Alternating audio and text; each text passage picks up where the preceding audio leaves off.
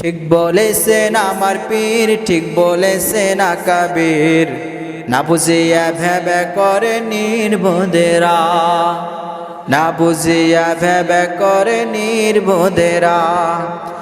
এ গুমরাহি সারো যদি বন্ধু পারো, এ গুমরাহি সারো যদি বন্ধু পারো, সময় থাকতে হক্কানি পীর ওলির দামান ধরো, সময় থাকতে হক্কানি পীর ওলির দামান ধরো।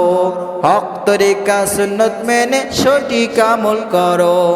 ঠিক বলেছেন আমার পীর, ঠিক বলেছেন আকাবির, না বুঝিয়া ভেবে করে নির্বোধেরা। ঠিক বলেছেন আমার পীর, ঠিক বলেছেন আকাবির, না বুঝিয়া ভেবে করে নির্বোধেরা। এরে দুনিয়ার মুসলমানের আল্লাহর গোলাম, আরে ভাই তুমি তো বললা সব কিছু ছাড়তে, তাহলে তোমার কথাই বোঝা গেল সাহাবায়ে কিরামদেরকে অনুসরণ করা যাবে না।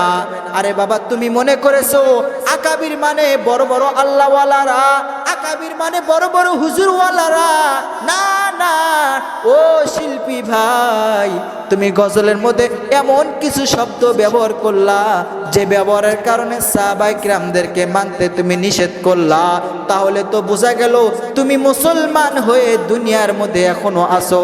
আর তুমি মুসলমান হয়ে তোমার এক বিন্দু ঈমান থাকা সত্ত্বেও তুমি এরকম একটা সঙ্গীত তুমি জাতির সামনে কখনো প্রকাশ করতে পারো না, ঠিক কিনা? শিল্পী ভাইরা আমার এমন এমন গজল লেখে যে গজলগুলো গাওয়ার কারণে আমার রাসূলের সাহাবায়ে কিরামদেরকে মানতে নিষেধ করতে বলা হয়, তাবেঈনদেরকে নিষেধ করতে বলা হয়। আমি আজকের এই জমিন থেকে বলে যাই, আজকের এই ময়দান থেকে ছোট্ট মানুষে বলে যায় যে শিল্পী ভাই তুমি এই গজল বলেছ, তুমি তোমার নিজের গজলকে ভুল স্বীকার করে এখনো সময় আছে জাতির সামনে তুমি ক্ষমা চাও।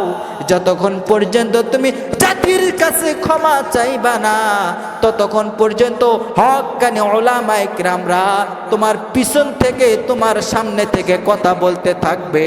কারণ আমরা হক্কানি আলেমদের কথা মতে চলি। আমার পীর তো আছে, পীর তো হক্কানি পীরকে ধরা যাবে। তাহলে তুমি রাসূলের কথাকে অনুসরণ করতে নিষেধ করলা। ও শিল্পী ভাই তুমি এমন কিছু কথা বললা, ও শিল্পী ভাই তোমার হাতে এখনো সময় আছে, তুমি জাতির সামনে তাড়াতাড়ি করে ক্ষমা চেয়ে নাও।